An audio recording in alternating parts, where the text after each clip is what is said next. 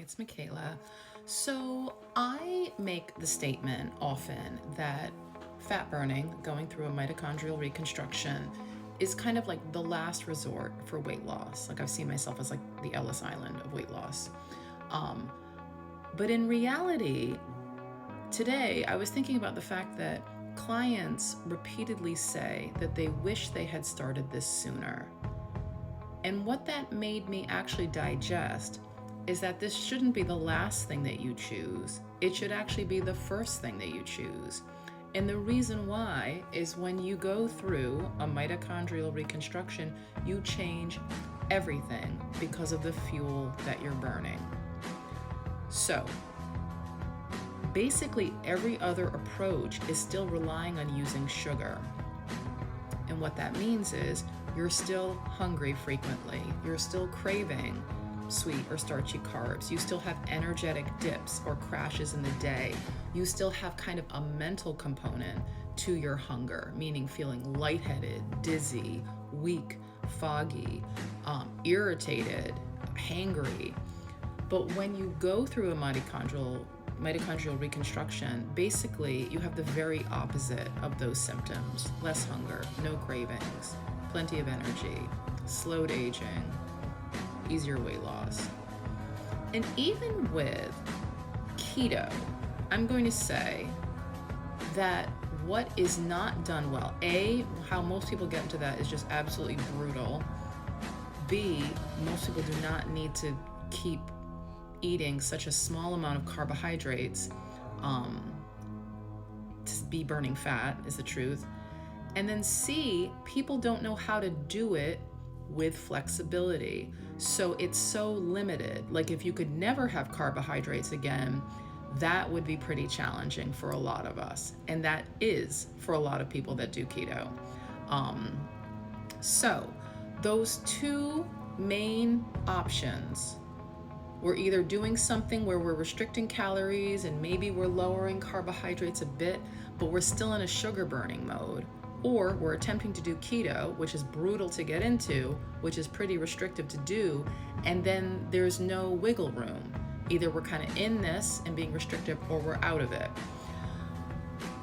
So what I realized today after listening to a newer client, week number 2, was her amazement with, it's like she's having this like jaw-dropping experience. I can't believe it. I can't believe I have so much energy. I can't believe I want to go for a walk, someone who doesn't exercise.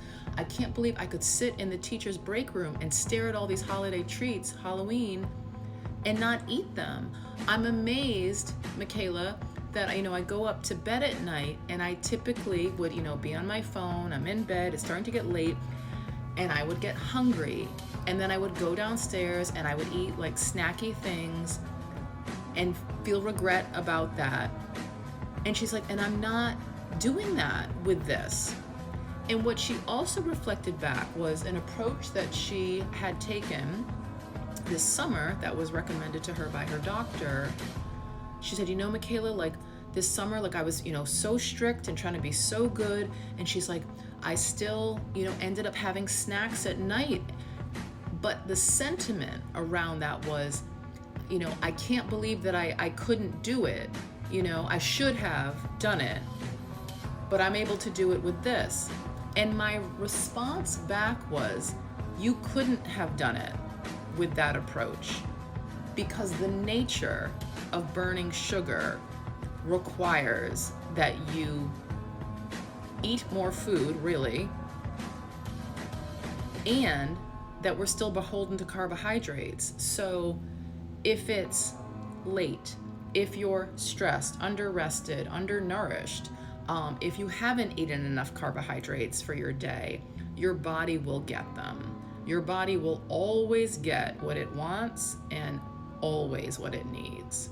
So her reflection back about feeling like she should have just tried harder was again reflective of most people's expectation with weight loss, that willpower is really the main tool to leverage in this effort.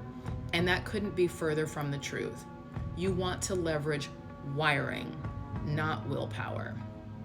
So anyway, if you are someone that can relate to these two typical extremes, we're just going to try to like eat lower carbohydrate but still be running on sugar, eat less food, still be running on sugar, or we're going to aim to do keto and run on fat, but yet it's so restrictive, it's hard to get into, and it's also kind of like joyless to stay in. What would life be like if you could never have bread or chocolate, pasta?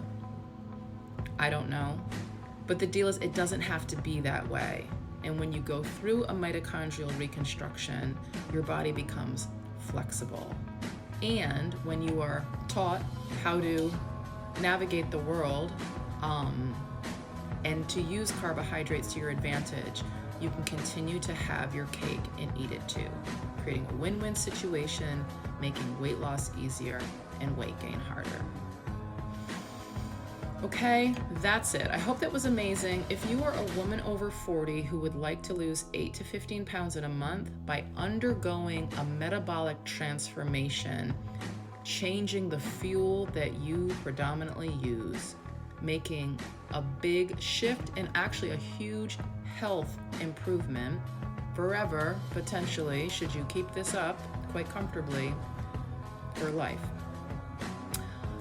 Please check out our sugar quiz, see what fuel you're predominantly burning, and that can just be a bit eye-opening for what next steps might be useful for where you would like to go. Okay, that's it. I hope that was amazing.